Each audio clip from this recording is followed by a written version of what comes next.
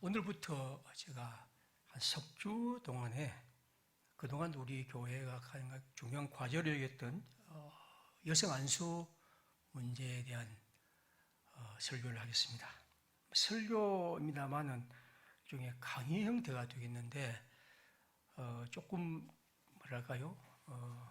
제가 본문을 집중해서 설명하기보다도 전체 흐름을 중심으로 말씀드립니다. 그래서 성경 본문을 읽었지만 그 본문을 지금까지 하처럼 그렇게 집중적으로 해석하기보다도 지금 말씀드린 여성 안수란 이 문제에 대해 어떤 성경의 관점에서 어떻게 봐야 될 것인가 하는 것입니다.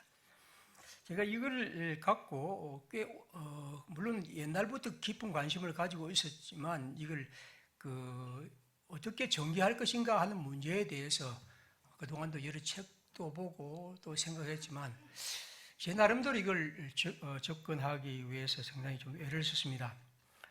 그리고 특별히 이번에 한 7, 8개월 동안 계속해서 생각하고 메모하고 하는 가운데 이런 방법으로 접근하는 것이 좋겠다고 생각해서 한 석 주에 걸쳐서 이렇게 말씀을 드리겠습니다.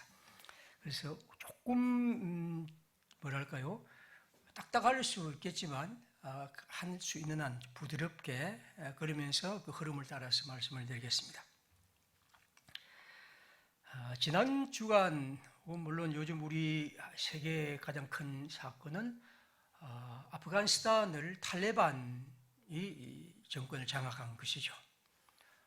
그리고 우리가 신문 혹은 텔레비전을 보면서 마음에 너무 안타깝고 좀 슬프고 여전히 아직까지도 이렇구나 하는 생각이 들죠. 특별히 저는 그 며칠 전에 탈출하던 사람들이 그 여자분이요, 자기 아이를 그 미국 혹은 영국 군인에게 던져주면서 아이라도 살려달라고 하는 그런 장면을 보면서 참 너무 모든 사람들이 그런 마음이 느꼈을 것입니다. 아직까지도 우리 세상이 이렇구나. 우리 세상 같은 이 땅 위에 이런 곳이 있구나 하는 그런 안타까운 마음을 갖게 됩니다. 이 탈레반의 정권 장악이 앞으로 어떻게 될지는 알 수 없지만 어쨌든 모든 사람들이 다 우려하고 있죠. 아마 그 중에서도 여성의 그 인권 탄압 문제가 아마 가장 큰 염려 중에 하나입니다. 탈레반은 첫 기자회견에서 이렇게 말하죠. 우리는 더 이상 복수를 하지 않겠고 여성의 인권을 존중하겠고 그들의 교육에 대해서 보장하겠다 그렇게 얘기를 했습니다. 그러나 이 말에 대해서 믿는 사람은 별로 없고 지금까지 그들이 했던 그 전에 한 십몇 년 전의 정권의 그 행태를 보면서 너무나 마음에 아프게 되죠. 저는 이제 그걸 읽으면서 도대체 왜 탈레반이란 이슬람의 그 한 부족이 그 나라 그 정권이 왜 여성을 그렇게 차별하고 탄압할까? 그래서 이슬람의 코란이라고 하는 쿠란은 도대체 어떻게 썼을까?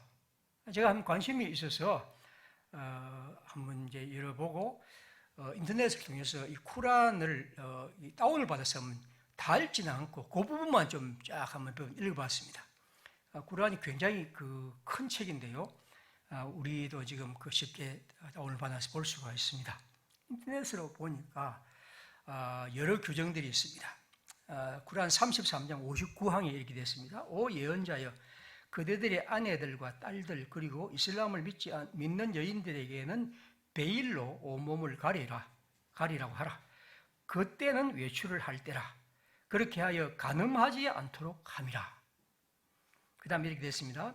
33장 55항 그들이 즉 무함마드의 아내들이 만일 베일로 가리지 않은 채 아버지 앞에서나 아들 앞에서나 남자 형제들 앞에서나 남자 형제들의 아들들 앞에서나 자매의 아들들 앞에서나 같은 여자들 앞에서 나타나는 것은 죄악이 아니다. 그러니까 이러저런 베일로 가리지 않고 나타날 사람은 정했습니다. 뭐 아버지나 혹은 뭐 남편이나 뭐 이렇게 됐습니다.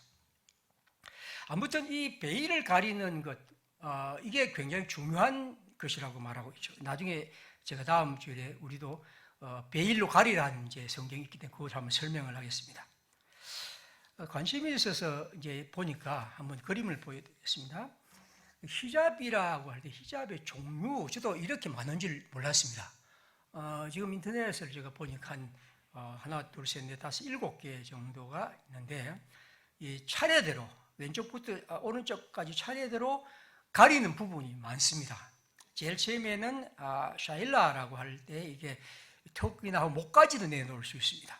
두 번째 히잡이라고 보통 하는 것은 얼굴하고 얼굴 형체의 눈까지, 눈, 코, 입까지 낼 수 있습니다. 그 다음에는 이제 아미라라는 것은 그 가슴, 목 밑으로까지 해요. 그 다음엔 또 가슴, 키메라, 그 다음에 차도르라고 해서 온몸을 가리는데 이건 얼굴만 내놓을 수 있습니다. 그러니까 니캅이라고 하는 것은 눈만 이렇게 낼 수 있고, 그리고 부르카는 눈을 낼 뿐 아니라 그 눈 내는 것도 건물처럼 해서 그렇게 해야 합니다. 근데 탈레반이 제일 마지막입니다. 제가 그 글을 보니까 아까 쿠란에서도 이런 베일에 대해서 굉장히 많이 다루고 있기 때문에 이렇게 하는데, 어떤 사람은 그 중동의 사막 지역에서 뭐 어쩔 때 하지만 그럼 남자들은 전혀 안 하지 않습니까? 그래서 제가 뭐 이슬람에 대해서 아는 건 없기 때문에 뭐라고 말씀드리지 않겠는데, 아무튼 이런 것들을 철저하게 강하게 말하고 있고, 제가 아까 그 구란에 있는 것처럼 간음하지 않도록 함이라, 또 유혹하지 않도록 함이라, 그런 말들이 굉장히 많습니다. 그래서 이제 그런 부분이라고 있는 것 같아요. 어쨌든 여자들은 이러한 것을 써야 한다 하는 것이 그 법에서 계속 율법에서 나와 있는 것이고 지금까지 되었습니다. 그래서 이것을 쓰지 않고 외출하는 사람에게 내릴 형벌과 이런 것에 대한 얘기들이 나와 있죠. 여성에 대한 얘기 조금 더 하겠습니다. 4장 3항에 부양하고 있는 피후견인 여성 고아들에 대하여 후견인 무슬림 남성이 그대가 공정하게 대하지 못할 것을 두려워된다면, 그 사람을 뭔가 내가 그냥 종으로 또 이렇게 대하지 못할 것이 뭔가 염려된다면 그 여성들 중에서 그대를 기쁘게 하는 여성 혹은 둘, 셋을 혹은 넷과 결혼토록 하라. 그러나 그 복수의 부인들에게, 즉 여러 부인들에게 공정하게 대하지 못할 것이 두렵다면 지금 한 명의 부인에게만 충실하라. 그렇게 되었습니다. 이제 이걸 가지고 이제 일부 다처제에 대해서 이렇게 말하고 정당하게 차라리 말하고 있다고 말하기도 합니다. 그 다음에 여성들은 4장 4항 11항 남성들의 상속의 받는 유산의 절반만 상속받을 수 있다. 그런 것들. 그 다음에 이제 이렇게 되었습니다. 4장 34항 남자는 여자의 보호자라. 이는 하나님께서 여성들보다 강한 힘을 부여하시기 때문이다.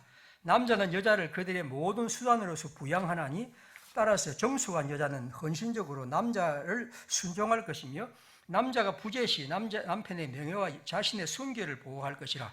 남편에게 순종하지 아니하고 분명히 단정하지 못하고 생각되는 아내에게는 먼저 충고를 하고, 두 번째 그 다음은 잠자리를 같이 하지 말고, 셋째는 가볍게 때릴 것이라. 그러나 다시 순종할 경우에는 그에게 해로운 어떤 수단도 강구하지 말지니라. 그렇게 됐습니다. 여기서 구타에 대한 얘기도 나와 있습니다.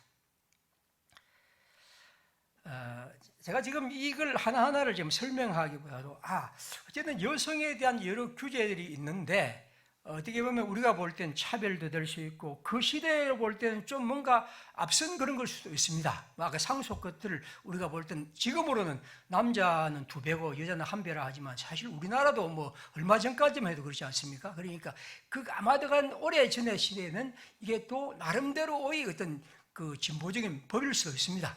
아무튼 이런 식의 어떤 지금으로 볼 때는 남녀의 차별의 요소가 많은 것들이 많이 있죠.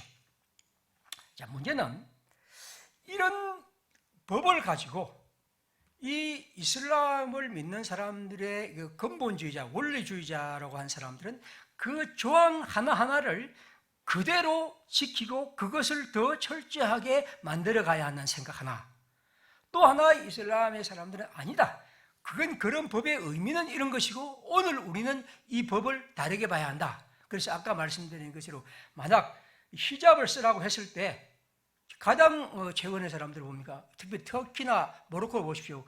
안 쓴 사람이 굉장히 많습니다. 여자들이. 아예 그건 안 써도 되는 사람, 그러나 조금만 쓸 수 있는 사람, 이렇게 해서 그것을 그렇게 해석해 가기도 합니다. 그러니까 어떤 율법을, 여성에 대한 법을 나름대로 철저하게 지켜야 한다고 문자대로 그대로 말하는 사람과 그렇지 않다, 그건 예전의 얘기고 오늘 우리는 그것을 다르게 봐야 한다고 말하는 그런 것들. 그러니까 결국에서 이 구란을 어떻게 해석하느냐에 따라 있는 거죠. 그러니까 그 말을 어떻게 문서를 해석하느냐에 있습니다. 제가 성경을 읽으면서 똑같은 느낌을 갖습니다. 보십시오. 민수기 30장 읽어드립니다. 이건 이제 하나님께 서원하는 방식입니다. 민수기 30장 5절. 여자가 만일 어려서 그 아버지의 집에 있을 때 여호와께 서원한 일이나 스스로 결심하려고 한 일이 있다 하자. 그러니까 이게 그 당시에 서울에 이제 여자 아이가 있다가 난 하나님께 뭐 이런 서원을 합니다. 난 이런 맹세를 합니다.라고 그렇게 합니다. 그런데 4절입니다.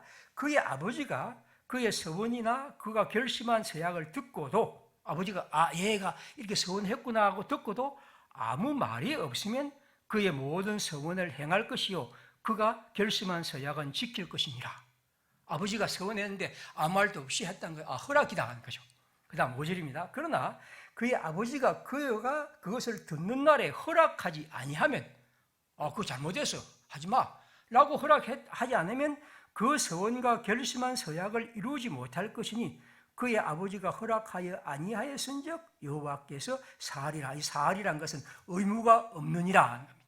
그러니까 이를테면 내가 며칠 동안 하나님 앞에서 금식하겠습니다 서원, 그걸 아버지가 들었을 때 아버지가 아무 말도 없으면 그거 맞다, 해야 한다. 그런데 아버지가 하지 말라고 한다면 그건 하지 말아야, 서원도 아무 필요 없다는 거죠. 그러니까 하나님의 백성들이 서원하면 그건 반드시 행해야 할 것입니다. 그러나 아버지가 그것을 허락해야 그 서원이 서원이 되고, 허락하지 않으면 그가 서원을 어겨도 그는 죄가 없다는 겁니다.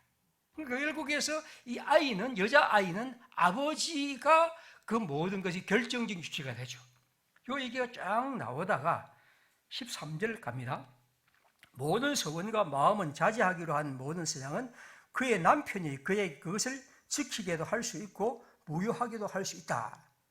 그러니까 서원한 것들을 남편이 그것을 지키게 하도 할 수 있고 무효하기도 할 수 있다 한 다음에 14절에 아까 똑같은 얘기 등장합니다. 어떤 아내가 서원을 한 것을 남편이 듣고 가만히 있으면 서원을 반드시 시행해라, 남편이 듣고 하지 말아라 하면 그 서원은 무효가 된다.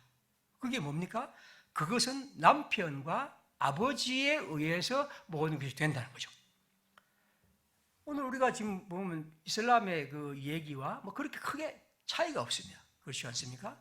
다시 말하면 어떤 일에서 여성이 자기 자신의 하나님 앞에서 서원의 주체도 되지 못하다는 거죠. 이 말로는 그렇지 않습니까? 여자는 서원을 해도 아버지와 남편이 그것에 대해서 보증을 해주어야 그 서원이 효과가 있는 것이지, 보증 안 하면 어겨도 별로 죄 안 받는다, 그런 얘기입니다.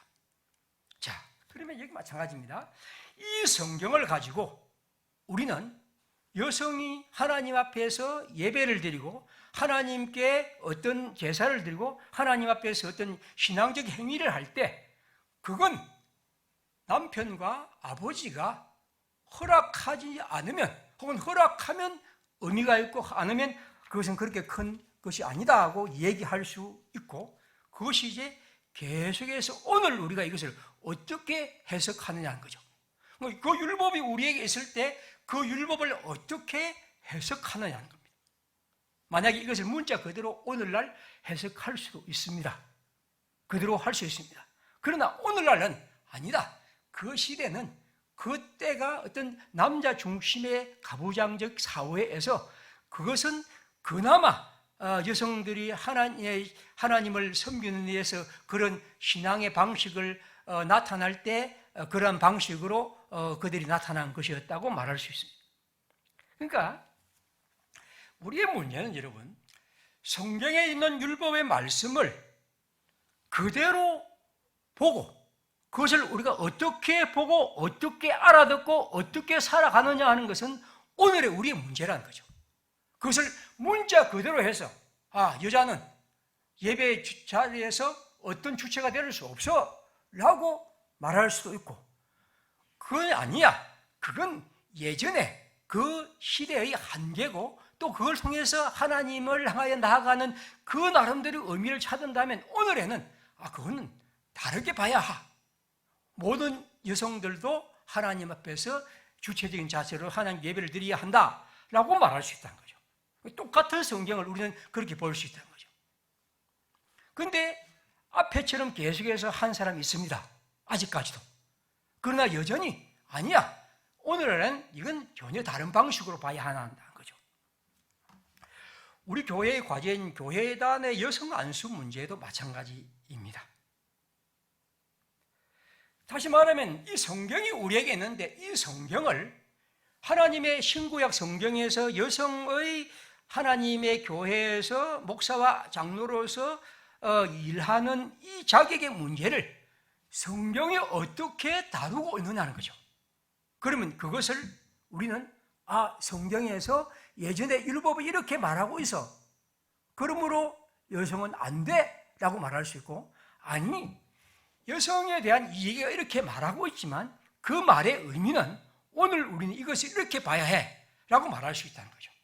다시 말하면 이것은 그 성경을 오늘 우리에게 어떻게 적용하고 해석하고 나아가냐 하는 것입니다. 만약 앞으로 우리가 이 성경 율법을 오늘의 얘기로 그냥 막 가져와서 한다면 성경의 권위와 절대적인 어떤 진리의 의미가 사라질 수가 있습니다. 위험한 것이 될 수 있겠죠. 모든 것을 다 현재에 들고 와서 그냥 현재에 적용해 버리면 그런 위험이 하나 있습니다. 동시에 그것을 그대로 문자 그대로 예전의 이 얘기를 받아내면 오늘날 이 성경을 그대로 해석하고 설명하고 또 살아가는 것은 거의 불가능하게 되겠죠. 오늘 우리에게 여성 안수의 문제는 바로 그런 겁니다. 세세한 문제 하나하나의 구절구절을 따져야 할 문제이지만 성경 전체에 볼 때는 그런 문제라는 것을 말씀을 드립니다. 오늘 성경에 보면 예수님이 비유를 말씀하시죠. 13장은 비유에 대한 얘기입니다. 사람들이 그 비유를 듣습니다. 그런데 그 비유를 깨닫지 못합니다. 다시 말하면 예수님께서 그들에게 이 말씀을, 비유의 말씀을 주셨는데 그들이 들어도 듣지 못하고 보아도 보지 못합니다. 분명히 그들은 예수님의 말씀을 들었습니다. 예수님의 음성을 보고 그들이 듣고 있습니다. 그런데 그 예수님이 하신 말씀의 의미를 깨닫지 못하고 있다는 거죠. 제가 지금 왜 깨닫지 못하냐는 문제에 대해서는 지금 자세히 말씀을 드리지 않습니다. 그러나 분명한 것은 예수님이 그들에게 직접 말씀하시지만 그들은 그 예수님의 말씀을 들으면서도 들리지 않습니다. 예수를 보면서도 그가 하나님의 아들임을 보지 못합니다. 그들은 깨닫지 못한다는 거죠. 이것이 그 시대의 문제이기도 오늘 우리 시대의 문제이기도 합니다. 오늘 하나님이 우리에게 이 말씀을 주셨습니다. 이 말씀을 우리는 보고 있습니다. 우리는 듣고 있습니다. 그런데 성경은 우리에게 이렇게 말할 수도 있습니다. 너희들이 진정으로 그 말씀을 보느냐, 듣느냐, 들리느냐, 그리고 그 말씀을 깨닫느냐 하는 거죠. 다시 말하면 그 말씀을 깨닫는 것, 이것이 오늘 우리들의 과제인 것이죠. 예수님의 시대의 사람들처럼 오늘도 주님이 우리에게 주시는 말씀, 주님의 이 뜻을 우리는 보고 들으면서도 깨닫지 못할 수도 있습니다. 아니, 지금 이 성경을 통해서 볼 때 그들은 그 말씀 앞에 머물러 있습니다. 그것이 여성 안수를 반대하는 사람들의 논리 혹은 찬성하는 사람의 논리이든 관계없이 우리는 그런 관점에서 이 성경을 보게 되죠. 오늘 우리에게 할 것은 뭡니까? 하나님 우리의 귀를 열어주셔서 그 말씀에 담긴 뜻을 잘 알아듣게 하옵소서. 우리의 눈이 열려서 어둡지 않게 열려서 하나님의 말씀의 깊은 뜻을 우리의 눈으로 보게 해 주십시오. 이게 바로 이 성경이 우리에게 말씀하는 거죠. 어떤 의미에서 오늘 우리는 모두 다 성경을 많이 알고 있고 많이 듣고 있다고 말하지만 예수님은 오늘 그들에게 말씀하는 것처럼 진정으로 우리에게 필요한 것은 주님이 우리에게 주신 말씀을 듣고 깨닫는 것입니다. 마가복음 2장 16절에 보면 바리새인의 서기관들이 예수께서 죄인 및 세리들과 함께 잡수시는 걸 보고 그의 제자들에게 이르되 어찌하여 죄인과 세리들과 함께 먹는가? 그들은 예수를 비난합니다. 그 하나님의 아들이 아니고 하나님의 뜻과 어긋난다고요. 왜 그렇습니까? 예수님이 세리와 죄인들과 함께 먹고 마시는 거죠. 우리가 볼 때는 이상하지 않습니까? 왜 그럴까? 그런데 이것은 그들의 율법에 따르면 그건 그렇습니다. 왜냐하면 그들은 하나님의 사람은 거룩해야 하고 그 거룩한 사람이 어떻게 세리와 죄인과 함께 어울릴 수 있는가 하는 거죠. 그게 율법을 따르는 데 맞는 말일 수도 있습니다. 그런데 예수님의 행동은 무엇입니까? 아니야. 율법은 우리에게 그렇게 말하는 것은 아니야. 보고 듣는다는 것은, 깨닫는다는 것은 그것은 아니라는 겁니다. 마가복음 7장 1절입니다. 바리새인과 서기관 중 몇이 예루살렘에서 와서 예수께 모여들었다가 그의 제자 중 몇 사람이 부정한 손, 곧 손 씻지 않은 손으로 떡 먹는 것을 보았더라. 예수의 제자들이 손을 씻지 않고 떡을 먹었습니다. 우리가 볼 때는 뭐가 그렇게 화를 내느냐 하지만 그 역시 율법에, 정결율법에 있습니다. 정결법에 따른다면 그들은 그것을 그렇게 확대해서 보는 거죠. 그런데 어떻게 그들이 예수의 제자가 이럴 수 있느냐 하는 거죠. 나중에 예수님은 7장 마지막에 보면 너희들이 어떻게 그러느냐? 우리를 진정으로 더럽게 하는 것은 밖에서 안으로 들어가는 그런 위생의 문제가 아니고 오히려 우리 안에는 탐욕과 불의와 악독과 이런 것들이 우리를 더 더럽게 하는 건데 왜 너희들은 그런 데 대한 관심이 없느냐고 말씀하시죠. 다시 말하면 우리가 어떤 문제에 담긴 뜻을 찾아가는 것, 이것이 바로 중요한 것이죠. 요한복음 10장 32절입니다. 내가 땅에서 33절이죠. 이렇게 대답하시면 어떠한 죽음으로 죽을 것을 보이심이라. 이에 무리가 대답하되 우리는 율법에서 그리스도가 영원히 계신다 함을 들었거늘 너는 어찌하여 인자가 들려야 하리라 하느냐? 이 인자는 누구냐? 예수님이 자신이 십자가의 죽음으로 사람들에게 하나님의 구원을 이룰 것을 말씀하자 그들은 말합니다. 아니, 율법에는 하나님이 보내신 그리스도는 영원히 죽지 않고 계신다고 했는데 왜 그리스도가 죽느냐 하는 거죠. 그러므로 그는 아니다. 하나님이 우리에게 말씀한 영원히 계신다는 이 말의 의미를 그들은 그렇게 보고 있는 거죠. 다시 말하면 하나님이 주신 율법의 의미와 그 말씀에 담긴 뜻을 바르게 찾아가는 것, 이것이 바로 문제입니다. 여러분, 오늘 우리가 이 여성 안수의 문제를 다루면서 첫 번째 제가 말씀드리고 싶은 것은 그 말씀이 우리에게 주는 의미를 보고 듣고 그래서 진정으로 깨닫는 것, 이것이 바로 우리들의 길이고, 저는 그런 의미에서 오늘 우리가 이 반대하는 사람들이 이 말씀의 의미를 깨닫기를 바랍니다. 하나님이 이 말씀을 어떻게 우리에게 주시는 것을 깨닫는 것, 이것이 오늘 우리에게 필요한 것이죠. 성경에는 이 세 가지 방식으로 오늘 설명하겠습니다. 첫 번째는 성경은 언제나 이 반대되는, 대립되는 얘기들이 가득하다는 거죠. 예를 들면 누가복음 12장 32절 적은 무리여 무서워 말라 너희 아버지께서 그 나라를 너희에게 주시기를 기뻐하시느니라. 하나님의 나라를 주시기 때문에 적은 무리라고 두려워하지 말아야 합니다. 빌립보서 2장 12절 그러나 너희 자랑한 자들아 나 있을 때뿐 아니라 너희 지금 나 없을 때에도 항상 복종하여 두렵고 떨림으로 너희 구원을 이루라. 두려워하라, 무서워하지 말라. 이게 두 가지가 같이 있습니다. 이 모순된 것, 이 대립되는 것에 대해서 우리는 관심을 가져야 합니다. 성경은 여성의 안수를 말하는 것 같기도 하고 여성의 것을 반대하는 것 같기도 하고 이 두 가지가 항상 존재하고 있다는 겁니다. 나중에 그건 다음 시간에 말씀드립니다. 민수기 23장 19절 하나님은 사람이 아니시니 거짓말을 하지 아니하시고 인생이 아니시니 후회가 없으시니라. 15장 사무엘상 15장 11절 내가 사울을 왕으로 세운 것을 후회하노니. 자, 하나님은 후회가 없다고 말씀하고 하나님은 후회하신다고 말씀합니다.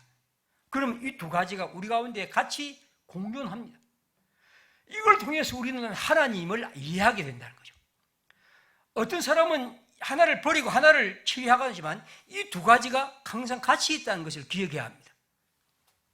좀 더 보겠습니다. 그런 의미에서 오늘 우리들의 문제는 뭐냐 하면 어떤 것을 한쪽으로만 계속해서 확대해 갑니다. 파스칼의 말처럼 우리는 덕을 어느 쪽에는 극단으로 추구하면 반대로 극단의 여러 가지들이 일어납니다.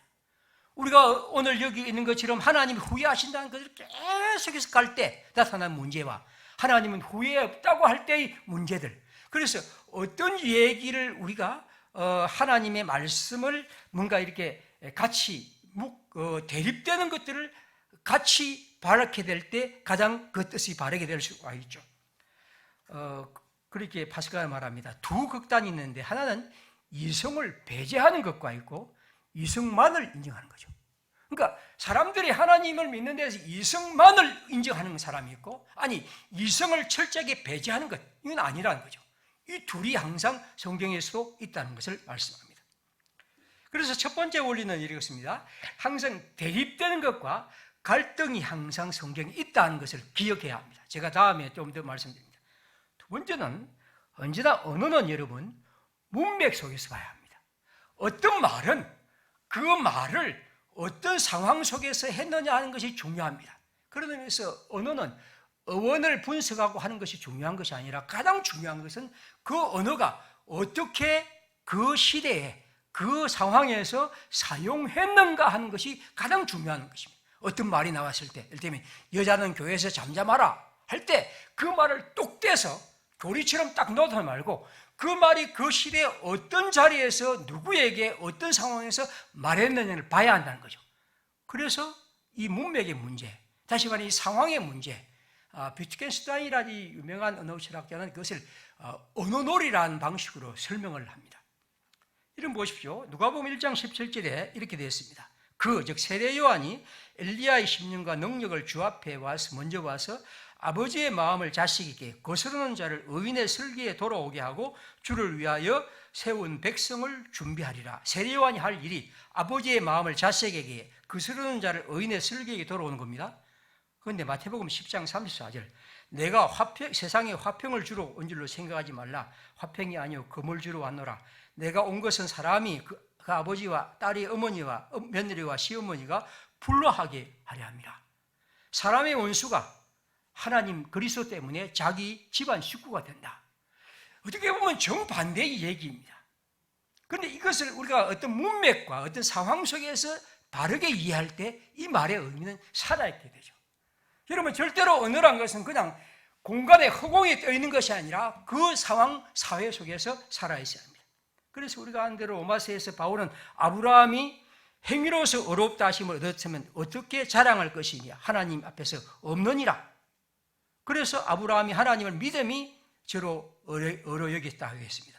그런데 야고보서는 뭐라고 말합니까? 2장 21절 우리 조상 아브라함이 그 아들 이삭을 드릴 때 행함으로 어렵다 하심을 받은 것이 아니냐. 정반대의 얘기를 우리에게 들려줍니다. 이 반대의 얘기를 통해서 우리는 그 상황, 그 문맥을 우리가 봐야 하는 것이고 그 언어를 통해서 우리는 비로소 하나님을 알게 됩니다.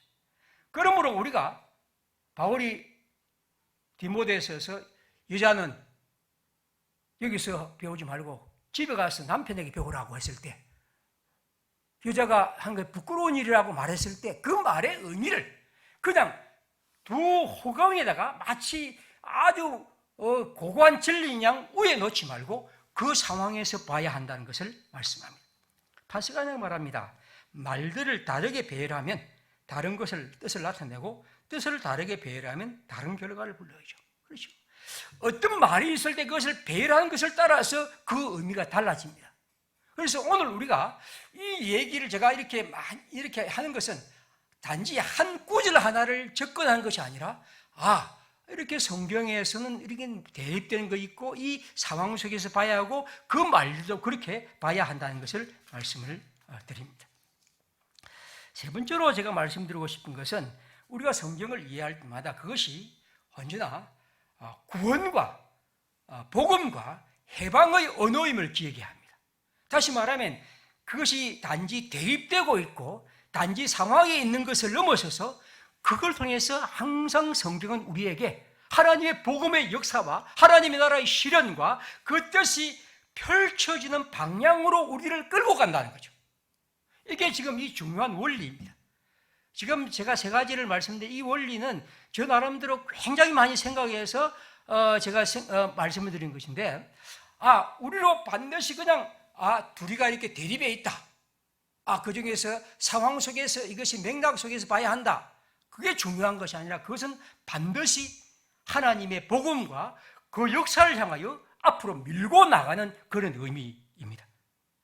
한번 보십시오. 고린도전서 7장 20절에 각 사람은 부르심을 받은 그 부르심대로 그대로 지내라. 내가 정으로 부르심을 받았느냐? 그냥 염려하지 말라. 그러나 자유롭게 될 수 있거든 이용하라. 그러면 이 말은 뭐냐 하면 우리가 자유인이 있고 종일이 있죠. 그 시대에. 그러면 종으로 종일 때 하나님이 나를 불렀다면 그만 자유를 얻으려 하지 말고 그냥 그대로 있으라. 왜? 하나님 안에서 자유와 종인 것이 있나? 가장 하나님의 큰 자유 안에서 다 하나님의 자유를 얻은 사람이니까. 그렇게 바울이 얘기를 합니다. 그러자 빌립보서 1장 16절에 바울은 이렇게 말합니다. 이후로는 종과 같이 대하지 아니하고 종 이상으로 네 사랑하는 형제로 둘자라. 자, 보십시오. 빌레몬에게 오네시모를 보내면서 바울은 말합니다. 그 종을 이제는 종으로 보지 말고 종 이상으로 뭡니까? 사랑받는 형제, 즉 그리스도 안에서 사랑받는 한 형제로 두라는 거죠. 여러분 이거 굉장히 쉽게 말하지만 그 당시는 획기적인 일입니다. 어떻게 종을 사랑받는 한 형제, 그 다음에 17절에 보면 동력자로 알아라는 거죠. 그건 뭐냐면 이러한 종의 의미를 그렇게 보는 거죠. 그런데 베드로전서 2장 18절에 보면 사완들아 범사에 두려워함으로 주인에게 순종하고 선하고 간용하는 자들일 뿐 아니라 까다로운 자에게도 순종하라 했습니다.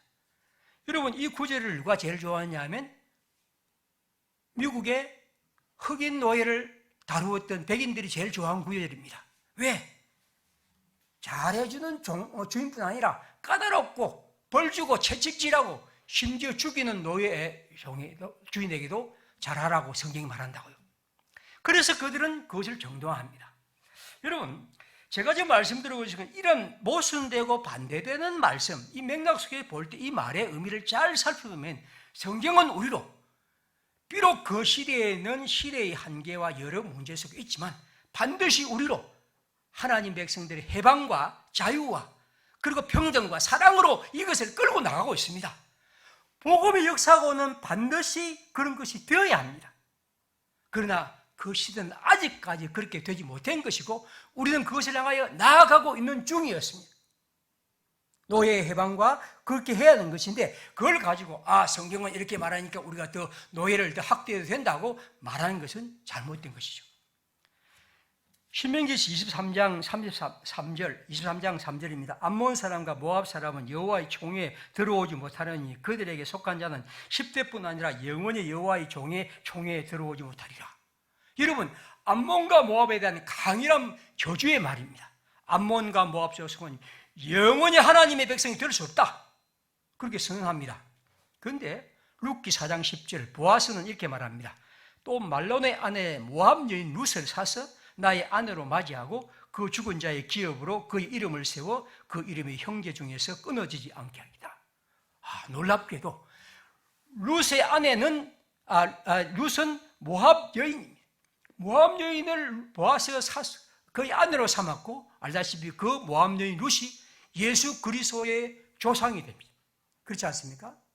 그러면 여기 보면 이 신명기의 이 얘기는 반대된 얘기입니다. 제가 말씀 반대입니다. 그리고 왜 이런 얘기가 있는지를 다시 살펴야 합니다. 그리고 우리는 성경이 우리로 하여금 이 얘기를 통해서 이제 그런 정도의 혈연과 이방인이 선택받는 것이 넘어서서 진정한 방향으로 모든 사람이 하나님의 백성으로 되는 것을 끌고 나가는 겁니다. 성경은 우리를 향하여 그렇게 밀어가고 있습니다. 계속해서 밀고 있는데 우리는 거기서 아니야. 유대인들은 우리는 선택받은 백성이야. 그들은 안 돼. 라고 말합니다. 한참 뒤에 있는 이 얘기 보면 이렇게 돼요. 느헤미야 13장에 보면 이렇게 되어 있죠. 느헤미야 13장은 아주 뒤에 포로된 다음에 돌아온 사람들의 얘기입니다. 그날에 모세의 책을 낭독하여 백성에게 들렸는데 아마 요금 같습니다. 신명기. 그 책에 기록하기를 암몬 사람과 모압 사람은 영원히 하나님의 총회에 들어오지 못하리니, 아주 룻보다 훨씬 뒤에 사람들은 여전히 이 본문에 매여 있습니다.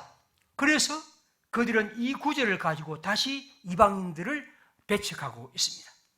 여러분, 성경은 이렇게 대립과 갈등을 겪고 그 속에서 화해를 찾아가고, 그리고 그 속에서 더 한 단계 나가고 한 단계 나가고 한 단계 나갈 때 더 나은 자유와 해방과 더 구원을 향하여 가고 우리를 더 풍성하게 만들어 가는 거죠. 제가 오늘 말씀드리고 싶은 것은 이렇게 하나님의 복음의 내용들은 이런 두 가지를 항상 품고 있고, 그 두 가지 속에서 우리는 하나님의 뜻이 더 아름답게, 더 바르게 펼쳐지는 역사의 과정을 성경을 통해서 볼 수 있고, 또 그것은 오늘 우리에게도 열려 있습니다.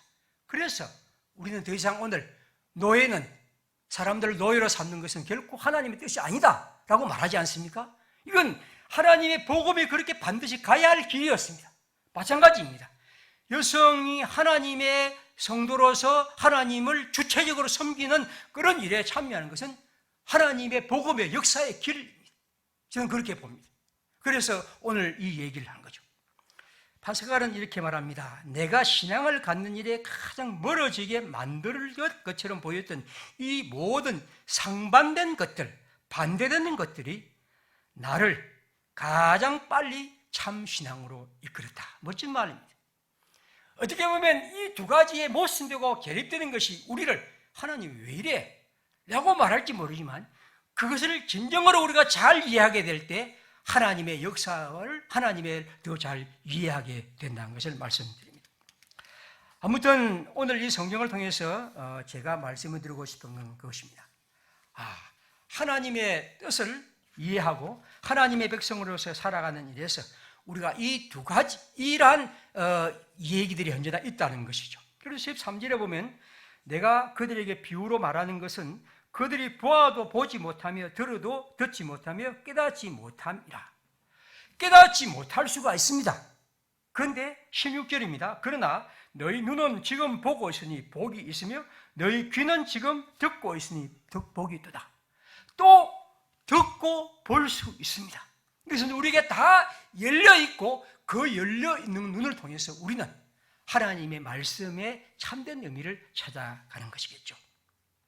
어떻게 보면 깨닫지 못한 사람은 놀랍게도 보통 사람이 아니고 유대 종교 지도자였습니다. 저는 이걸 볼 때마다 늘 참 신비롭게 생겼는데, 하나님의 말씀을 가장 깨닫지 못했던 사람이 누구냐면 유대의 율법주의자들. 어떤 의미에서 오늘 우리 시대가 그런지도 모릅니다. 윌리엄 블레이크는 이런 말을 했습니다. 어리석은 사람이 보는 나무는 지혜로운 사람이 보는 나무와 같지 않다. 똑같은 나무이지만 어리석은 사람은 그 나무를 그렇게밖에 못 보지만 지혜로운 사람은 그 나무를 다르게 봅니다. 이게 어떤 의미일까라고 생각하다가 이정록 씨의 아주 짧은 시 하나를 소개합니다.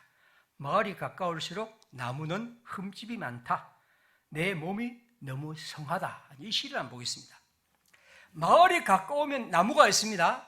그 나무가 있는데 마을에 가장 가까운 나무는 사람들이 많이 만지고 또 뭔가 흠집을 많이 냅니다. 그래서 그것을 봅니다. 자, 그러면 우리가 볼 때 이건 이렇게 볼 수 있겠죠. 흠집이 많은 나무, 보기 싫은 나무, 깨끗하지 못한 나무, 아무 제목에 쓸모없는 나무로 말할 수 있습니다. 이게 우리가 볼 수 있는 하나의 시각입니다. 그러나 이 시인은 이렇게 봅니다. 내 몸이 너무 성하다. 그럼 뭘 말합니까? 이 시인은 자기 자신을 봅니다. 이 나무를 보면서 나는 시를 짓는답시고 나는 세상의 일을 너무 모르고 시를 짓는다면서 구체적인 것을 너무 모르고 또 사람들과 같이 부대끼는 것을 모르고 상처 없이 살고 있지 않았는가. 자기에 대한 성찰이죠. 사실 말하면 그 흠집만한 나무를 그냥 쓸모없는 나무로 볼 수도 있고 그 나무를 통해서 세상과 멀어져 그냥 시만 쓰고 있지 않았는가 하는 자기 반성의 성찰의 기회로 자기를 삼는 시인일 수도 있습니다. 다시 말하면 우리가 똑같은 나무를 보지만 보는 사람에 따라 다른 거죠. 오늘 우리가 성경을 보면서 이 성경을 우리에게 그것이 어떤 의미를 지니는가 하는 것은 보는 사람들마다 다릅니다. 물론 그 보는 것이 잘못 볼 수도 있습니다. 우리는 그것을 조심해야 하고 항상 하나님의 뜻에 따라 가야 합니다. 그러나 그것을 보기 위해서 하나님이 우리에게 바르게 보는 눈을 주시기를 기도해야죠. 파스칼은 말합니다. 기독교는 인간이 최상의 지식으로서 깨달을 수 있다고 하는 일들을 어린 아이들에게 가르친다. 어떤 의미에서 하나님의 뜻을 가장 잘 깨닫는 사람은 공부를 많이 한 율법학자가 아니라 어린 아이일 수도 있습니다. 역시 파스칼의 말로 마칩니다. 하인은 주인이 하는 말을 모른다. 왜냐하면 주인은 하인에게 행동을 말할 뿐 목적을 말하지 않기 때문입니다. 그래서 하인은 맹목적으로 복종하고 종종 목적에 어긋난 잘못을 저지르기도 한다. 그러나 예수 그리스도는 우리에게 목적을 말해주었다. 그런데 당신은 이 목적을 파괴한다. 자, 보십시오. 예수님은 우리에게 하나님의 뜻을 율법을 통해서 말씀하셨습니다. 이 성경 전체를 통해서. 그리고 그 말씀의 목적을 우리에게 말씀하셨습니다. 그런데 하인과 또 진정한 깨달음의 차이는 뭡니까? 하인은 그 문자 하나 안에서 그냥 그대로 맹목적으로 순종합니다. 그런데 맹목적으로 순종하면서 때로는 주인의 뜻과 어긋난 행동을 하게 됩니다. 이를테면 주님의 백성들은 독사의 독을 마셔도 죽지 않을 것이다. 그래서 독사의 독을 마신다고? 예수를 믿고 우리가 음욕을 품는 사람이 있다면 자기 팔을 잘라라. 눈이를 범하지 않게. 그럼 팔을 잘라야 합니까? 우리가 하나님의 말씀의 의미 속에서 담긴 뜻을 맹목적으로 복종하게 될 때 나타나는 문제는 굉장히 위험한 일이죠. 하인은 맹목적으로 복종합니다. 그러나 하나님의 친구와 하나님의 사람들은 하나님의 뜻, 하나님의 목적에 맞게 그 뜻을 실천해 가는 것이겠죠. 유성안수에 대한 제 관심은 그겁니다. 우리가 하나님의 말씀의 뜻을 깨달을 때, 그리고 그 깨달음을 따라서 이 말씀을 바르게 보고 그 말씀을 통해서 하나님의 뜻을 이 땅에서 펼쳐가려는 우리의 열망, 그것이 이 얘기의 가장 큰 의미입니다. 아무튼 우리 모두 기도하고 또 주님을 바라보는 가운데 우리의 삶의 주 안에서 펼쳐지기를 바랍니다. 우리 기도하겠습니다. 찬송가 453장 찬송하겠습니다.